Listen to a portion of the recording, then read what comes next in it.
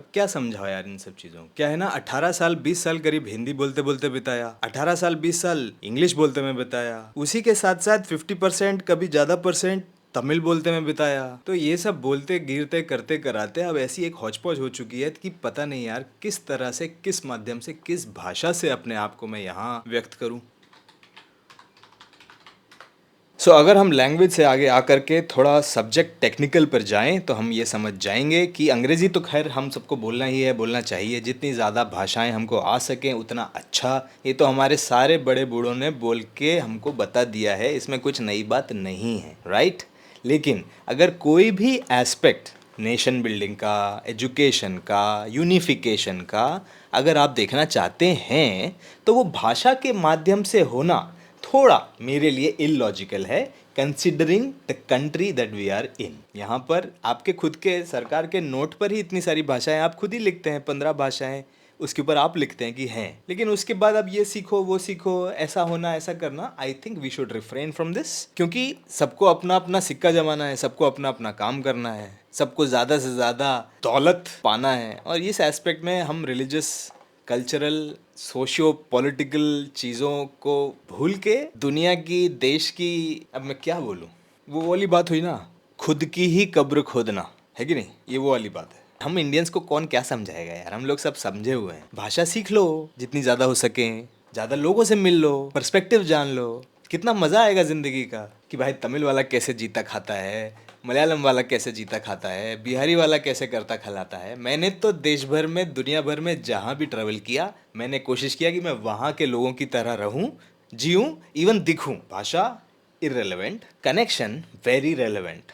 वो दो डुअलिटीज जो भिन्न होके भी अभिन्न हैं। वो फेंग शुई का सिंबल जिसमें वाइट में भी ब्लैक डॉट है, ब्लैक में भी वाइट डॉट है, इन दोनों के बीच का द्वंद, यही तो लास्ट में वो जीरो डाउन करेगा कि यार वो कौन सा सकरा रास्ता है जिसके बीच में से जो है तीर निकलेगा। अब जो मैं बोलने जा रहा हूँ शायद उससे निकलने का ज्यादा चांसेस है। सिद्ध पुरुषों ने हमसे पहले कर चुके हैं। साहित्य की कोई कमी नहीं है, कल्चर की, लैंड की, एनवायरनमेंट की, ज्योग्राफी की, अंडरस्टैंडिंग की, नॉलेज की कोई कमी नहीं है। अगर कहीं कमी है तो वो है हमारे अंदर की उस दीप की ज्योत।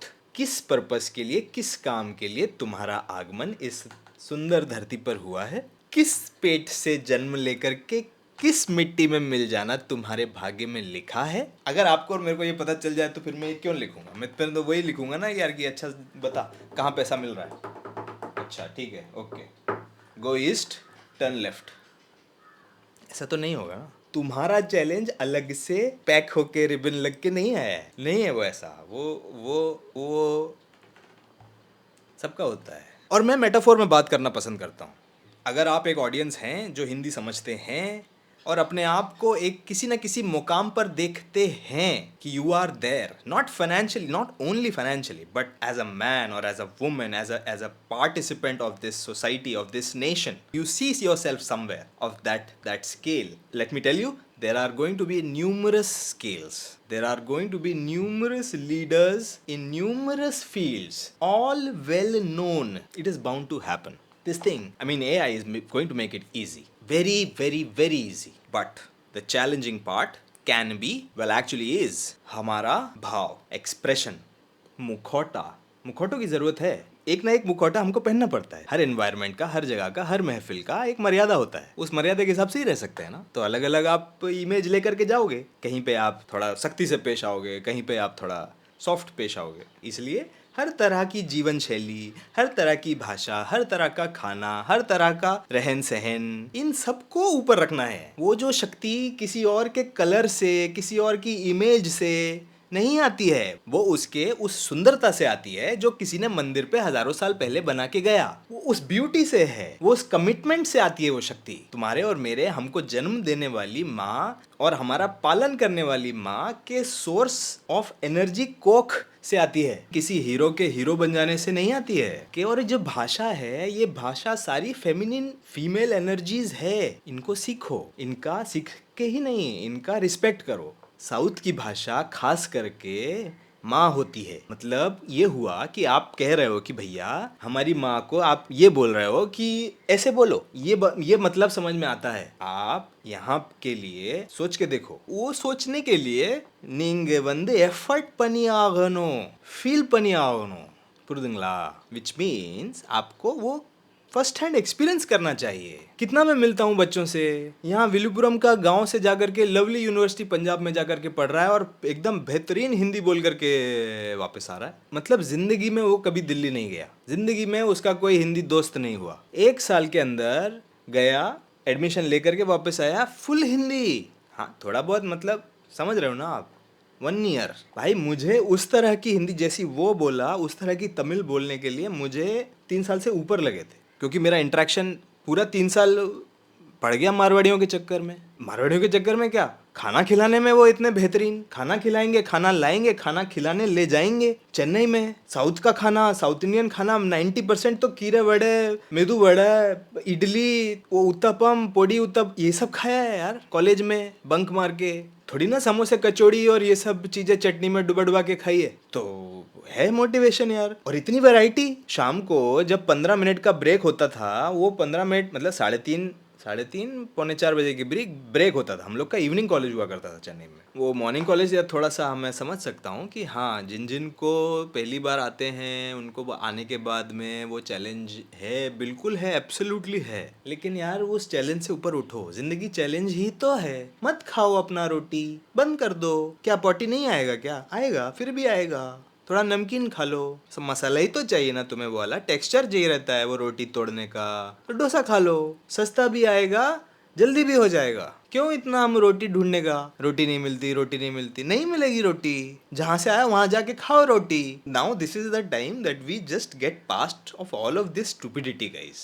Just please, I am please begging, खुद का चैनल देखो, अपने आसपास वालों का चैनल देखो। अगर कुछ कर सकते हो आपस में तो कुछ करो, और नहीं कर सकते तो ठीक है यार। हर तरह का फिल्थ है, फिल्थ। तो ये फिल्थ होने की वजह से ही तो हम जैसों को सफाई करने का मौका मिलेगा ना, नहीं तो हमारा क्या काम है। तो कुर्सी की पेटी खोल दो, फ्री हो जाओ। दुनिया फ्री होने की तरफ चल चुकी है, चुली हुई है तब से, तुम्हारे आने से, तुम्हारे सोचने से, तुम्हारे समझने से, तुम्हारे शुक्राणुओं अंग्राणुओं के सोचने समझने से पहले से। तो वो सब सोचना छोड़ दो, सिर्फ एक चीज सोचो, अंदर की दीप की ज्वाला का प्रकाश, सोर्स जो है एनर्जी का, तुम्हारे प्राणों का सोर्स, समय समय पे वो खुद आता है आपके सामने।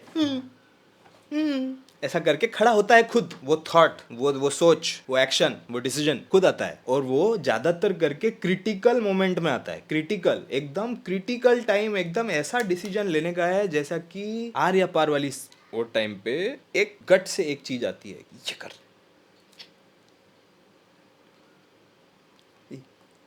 ये आता है। मानना है उसकी, ऐसा नहीं है कि उसको पूरी तरह रिजेक्ट कर देना है, वो जरूरी है। वो नाश का सोर्स है, वो जो रिएक्शन है वो स्रोत है छुटकारे का, उस छोटी पेनी स्मॉल विंडो से एस्केप हो जाने का, उससे ऊपर उठ जाने का। इतनी सब देर में भाषा के अम्ब्रेला के नीचे ये सब नैतिक, फिलोसॉफिकल और सोशियो पॉलिटिकली इररिलेवेंट चीज़ों को बोलने के लिए मैं आपसे क्षमा चाहता हूँ। और अगर आप अभी तक मेरे साथ जुड़े रहे इस वार्ताघात पे, तो प्लीज़ चूज कर सकते हैं आप सब्सक्राइब करना, अनलाइक करना और लाइक करना भी, दोनों तीनों सब कुछ अलाउड है इस दुनिया में, इस धरती में, इस देश में, सब कुछ अलाउड है। आगे आइए, कुछ भी कीजिए, कुछ भी डालिए। Thank you for watching, my name is Arya, signing out for Goodman Pondy. ये था मेरा हिंदी अनुवाद अपने अंदर के छुपे हुए कुछ सोचनाओं का।